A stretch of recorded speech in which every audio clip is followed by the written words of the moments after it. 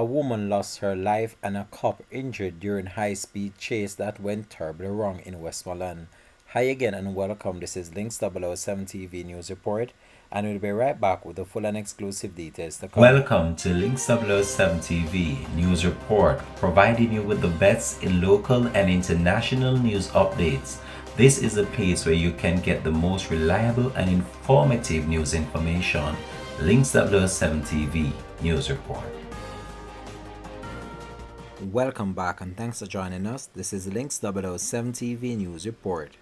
An elderly woman succumbs to injuries and a police hospitalized after a service vehicle reportedly on a high-speed chase lost control and overturned Grange Hill, Westmoreland on Saturday afternoon.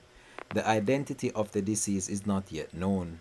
Links 007 TV News understand that the police was chasing a motorcycle when the vehicle lost control and eventually overturned, pinning the woman underneath before help could reach her. Amateur videos of the crash site have been circulating on social media, with many left in shock and in total disbelief. Just now in Grange Hill, Westmoreland. The police jeep the pants up him, rotted. No sir. Me heart.